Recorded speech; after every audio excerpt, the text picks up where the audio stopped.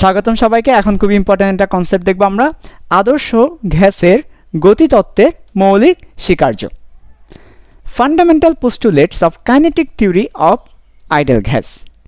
এখন এটা দ্বারা আসলে কি বোঝাচ্ছি, দেখো আদর্শ গ্যাস এরা কি করবে, এরা যেখানে রাখি সেখানে এরা গতিশীল থাকবে।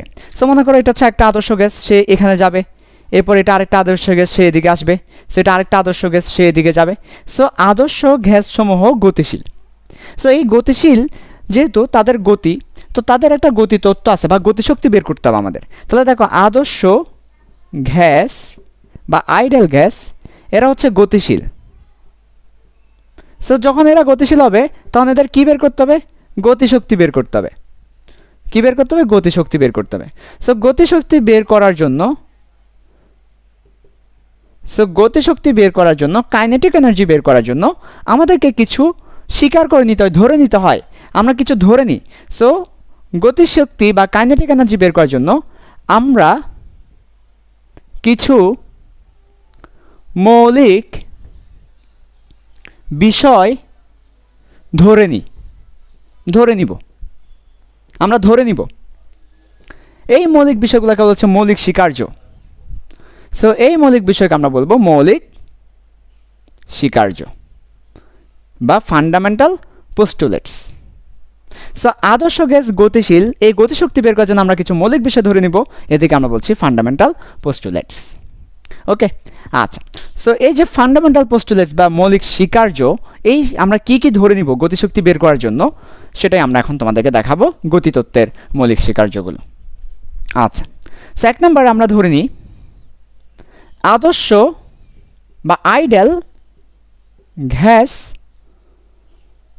অণু, মানে আদর্শ গ্যাস যা বা আইডেল গ্যাসের যে অণুরা আছে সে অণু বিন্দুর মতো। ফলে এদের ভর বিন্দু ভর, একটা বিন্দুর যে ভর থাকবে ওই ভরটা বিন্দুর ভর, যেটা আমরা বাদ দিতে পারি, হ্যাঁ এরকম ভর। ফলে এদের ভর হচ্ছে বিন্দুর ভর বা বিন্দু ভর বা পয়েন্ট মাস, ইংলিশে বলবে এটাকে পয়েন্ট মাস, বিন্দু ভর। এবং প্রত্যেকটা বিন্দুর ভর সমান, তাই না? আমরা তো বিন্দুর ভর আর কি একটা সমান ধরে নিই। ফলে সবার ভর সমান ধরে নিই, যেহেতু সবগুলো বিন্দুর ভর আর কত ভর সমান ধরে নিই আমরা। তাহলে আদর্শ গ্যাস সমূহ বিন্দুর মতো, পয়েন্টের মতো, তাই এদের ভর হচ্ছে পয়েন্ট ভর, পয়েন্ট মাস, এবং সবার ভর সমান। তাহলে আদর্শ গ্যাসের ভর হচ্ছে বিন্দু ভর, মানে এটা নাই বললেই চলে, বিন্দু ভর। একটা বিন্দু দিলাম, এই বিন্দু যে ভর থাকবে ওইটাই আদর্শ গ্যাসের ভর। সেটা বিন্দু ভর, এবং এটাকে আমরা সমান ধরে নিতে পারি, অর্থাৎ প্রত্যেকটা গ্যাস অণুর ভরগুলো আমাদের সমান, বিন্দু ভর। ওকে, তবে এখানে একটা কথা আছে, তুমি যদি বলো ভাইয়া হাইড্রোজেনের ভর যা, অক্সিজেনের ভরও কি তা, না সেটা বলি নাই। আমি বলছি একটা আদর্শ গ্যাসের অণুসমূহ, তার মানে এটা তো সেম আদর্শ গ্যাস না। হাইড্রোজেন হচ্ছে একটা আদর্শ গ্যাস, এটা আরেকটা আদর্শ গ্যাস। ওই হাইড্রোজেনের সব অণু এদের ভর সেম হবে, আবার অক্সিজেনের সব অণু এদের ভর সেম হবে, কিন্তু হাইড্রোজেন অক্সিজেনের ভর সেম হবে না। এটা কিন্তু মাথায় রাখতে হবে, এটা আলাদা, এটা আলাদা। এটা হচ্ছে এম হাইড্রোজেন, এটা হচ্ছে এম অক্সিজেন, এবং তারা সমান হবে না। ওই হাইড্রোজেনের সব অণু সমান, অক্সিজেনের সব অণু সমান। ওকে, এটা হচ্ছে 1 নম্বর স্বীকার্য। 1 নম্বর স্বীকার্যের যে হেডিংটা হচ্ছে বিন্দু ভর, পয়েন্ট মাস, অর্থাৎ আদর্শ গ্যাসসমূহের অণুসমূহের ভরকে আমরা বিন্দু ভর ধরে নিই। 2 নম্বর আসো, 2 নম্বর হচ্ছে নগণ্য ভলিউম, নগণ্য আয়তন, নেগলিজিবল ভলিউম, আদর্শ গ্যাসসমূহের আয়তনটা নগণ্য, বাদ দিতে পারি কেন? দেখো, এটা মনে করো আদর্শ গ্যাসসমূহকে আমরা একটা পাত্রে রাখলাম, এটা হচ্ছে সে কন্টেইনার বা সিলিন্ডার। এখন এখানে আমাদের বিন্দু আছে কয়েকটা, এরকম বিন্দু আকার আছে। তখন চিন্তা করো, এই বিন্দুগুলোকে যদি তুমি সবগুলোর একসাথে রাখো, এক জায়গায় দলা পাকায় রাখো, তাহলে কেমন হবে জানো? এই পুরো বিন্দুগুলোকে এক জায়গায় দলা পাকালে এই ছোট্ট একটা অংশ দখল করবে, পুরো অংশটা খালি। তাহলে পুরো আয়তনের তুলনায় এটা তো নগণ্য, একটা মাসে বসলে যেরকম হবে ওইরকম একটা অবস্থা। তাই আমরা যে সিলিন্ডারে তাকে রেখেছি বা পাত্রের আয়তনের তুলনায় আসলে গ্যাস অণুসমূহের আয়তন নগণ্য। তাহলে আমরা বলতে পারি আদর্শ গ্যাসসমূহ পাত্রের তুলনায় আয়তন নগণ্য, নেগলিজিবল। পাত্রের তুলনায় ও গ্যাস অণুর আয়তন তো কিছুই না, নগণ্য। এটা আমরা ধরে নিই, তার আয়তন আমরা হিসাব করি না, তার আয়তনকে নগণ্য ধরে, অর্থাৎ গ্যাস অণুর আয়তন আমরা হিসাব করি না, গ্যাস অণুর ভর আমরা হিসাব করি না, আয়তন নগণ্য, ভর নগণ্য, এগুলো ধরে নিই। আচ্ছা, তাহলে এই দুটা হচ্ছে স্বীকার্য গেল। সো নগণ্য আয়তন, বিন্দু ভর। আদর্শ গ্যাস সমূহের অনুসমূহকে আমরা বিন্দু ভর ধরে নিই, বিন্দুর মতো, এবং তার আয়তনটাকে আমরা নগণ্য আয়তন ধরে নিই। কারণ হচ্ছে পাত্রের তুলনায় সে আসলেই খুবই নগণ্য, বলতে গেলে খুবই কম। 3 নাম্বার আমরা যেটা ধরে নিই সেটা হচ্ছে একটা আদর্শ গ্যাসের অণুর সাথে আরেকটা আদর্শ গ্যাসের অণু কোনো আকর্ষণ করবে না, কোনো বিকর্ষণ করবে না। তাহলে নো অ্যাট্রাকশন, কোনো আকর্ষণ করবে না তারা, নো রিপালশন, কোনো বিকর্ষণ করবে না তারা। এটা আমরা ধরে নিই মৌলিক স্বীকার্য হিসেবে, বিকর্ষণ করবে না।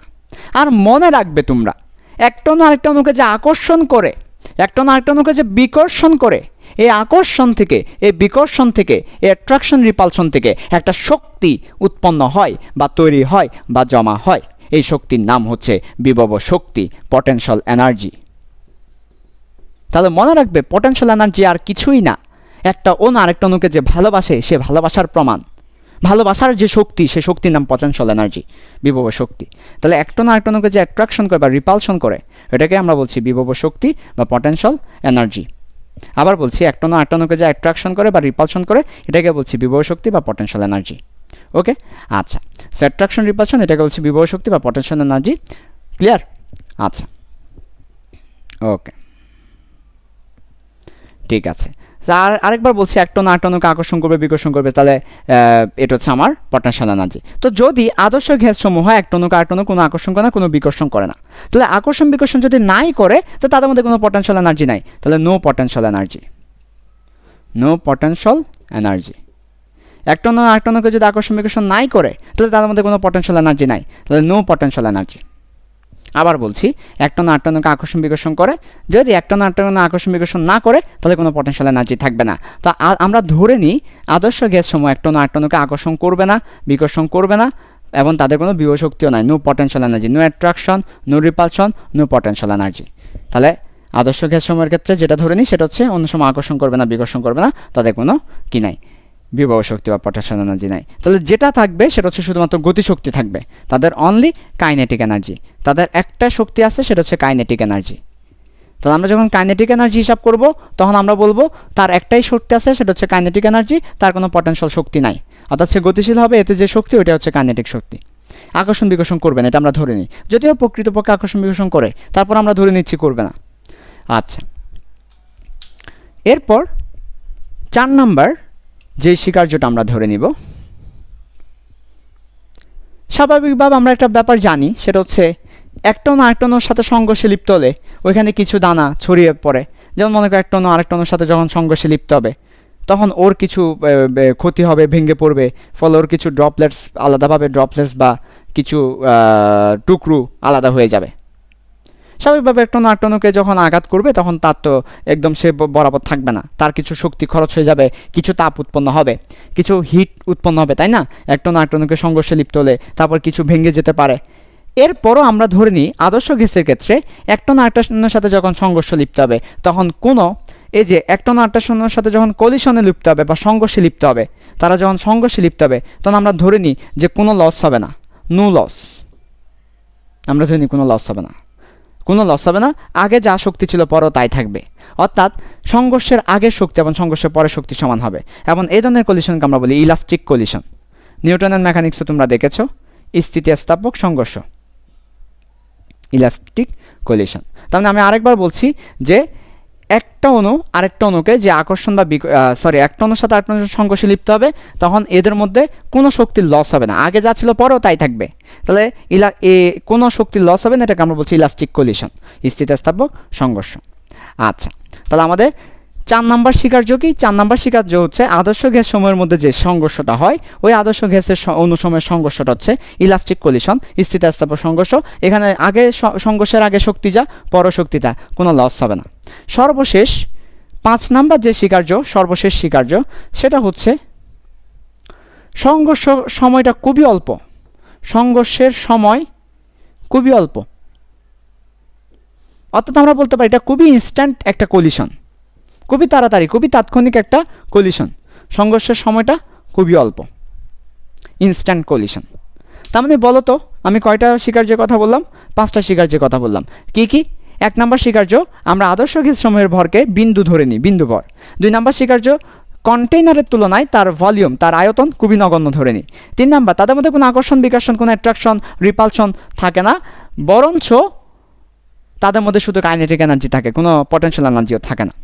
4 নম্বর হচ্ছে একজন একজনের সাথে যখন সংঘর্ষে লিপ্ত হবে তখন কোনো হিট উৎপন্ন হবে না, কোনো লস হবে না, কোনো ভেঙে পড়বে না, যা আছে তাই থাকবে, অর্থাৎ ইলাস্টিক কলিশন, স্থিতিস্থাপক সংঘর্ষ। এবং 5 নম্বর, সংঘর্ষের সময়টা খুবই অল্প, ইনস্ট্যান্ট কলিশন হবে। সো এই 5টা স্বীকার্য হচ্ছে আদর্শ গ্যাসসমূহের স্বীকার্য। তো আদর্শ গ্যাসের গতিতত্ত্বের জন্য আমরা এটা ধরে নিয়েছি, ঠিক আছে? তো বাস্তবে কিন্তু এগুলো একটাও মানে না, বাস্তবে এই 5টার একটা হয় না।